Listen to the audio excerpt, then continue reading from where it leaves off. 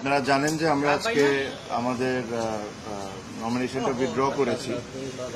আমি সহ প্রায় 14-15 জনের মতো এই জিনিসটা আমরা উইথড্র করেছি। আর এটা উইথড্র করার রিজনটা খুবই ক্লিয়ার। এখানে আমার কাছে মনে হয় না যে আমাকে খুব ডিটেলসে বা ব্যাখ্যা করে আপনাদেরকে কোনো কিছু বলার আছে।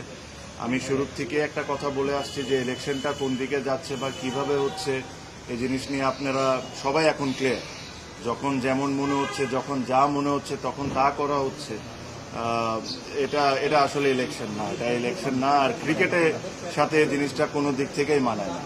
আপনারা আই এম শিওর যখন ইসি তালিকা দিবে যে আজকে কারা কারা উইথড্র করেছেন, তাদের নামগুলো আপনারা দেখলেই বুঝতে পারবেন যে তারা সবাই তাদের জায়গা থেকে হেভিওয়েট, তাদের ভোট ব্যাংকও ইটস ভেরি স্ট্রং। এটা হলো আমাদের একটা ওয়ে অফ প্রোটেস্ট, যে এখান থেকে এসে যে এই নোংরামির পার্ট আমরা থাকতে পারবো না। এখানে ধরেন বিভিন্ন ধরনের বিভিন্ন সময় অনেক ধরনের কথা বলা হয়েছে, but end of the day আমার কাছে মনে হয় যে এই নোংরামির সাথে আমরা কোনো দিক থেকে কোনোভাবে পার্ট রাখতে পারবো। আর সেকেন্ডলি আমি একটা জিনিস সবসময় বলছি, ক্রিকেট, বাংলাদেশ ক্রিকেট এটা ডিজার্ভ করে না, বাংলাদেশের ক্রিকেট ফ্যানরাও এটা ডিজার্ভ করে না। এটাও বলে রাখি, আমি জানি না কতজন স্বীকার করবেন কি করবেন না, বাট এখানে আরো অনেকেই আজকে উইথড্র করতেন। তাদেরকে বিভিন্নভাবে বিভিন্ন ওয়েতে বোঝানো হয়েছে বা চাপ সৃষ্টি করা হয়েছে, তাদেরকে করে থামানো হয়েছে। বাট এছাড়াও অনেকেই আজকে উইথড্র করতেন। তাও 15 জন যদি আজকে করে থাকেন, যদি আমি রাইট হয়ে থাকি, এটা একটা সিগনিফিকেন্ট নাম্বার। অলমোস্ট 50% আপনার উইথড্র করে নিয়েছে। সো আমি এই বিষয়ে কোনো এক সময় ডিটেলস আপনাদের সাথে কথা বলবো যে কি হয়েছে কি হয় নাই।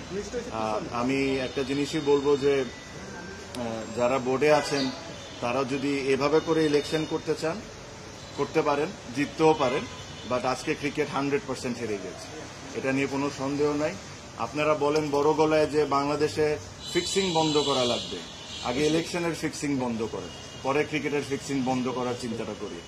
তো আমার এর চেয়ে বেশি কিছু বলার নাই। আমার কাছে মনে হয় যে এটা স্পষ্টভাবে ক্লিয়ার সবার কাছে, কারা কারা কোন সময় কারা কারা কোন ধরনের ইনভলভমেন্ট এখানে দেখেছেন, কি ধরনের ইন্টারফারেন্স হয়েছে।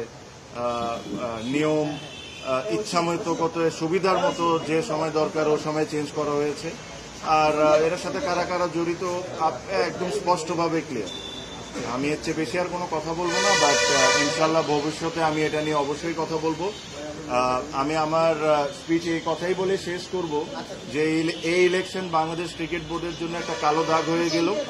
আর এই ইলেকশনের পার্টের সাথে যারা আছে এরা আই এম শিওর তারাও বুঝতে পারেন যে ইলেকশনটা কোনো দিক থেকেই এটা একটা ইলেকশন ছিল না।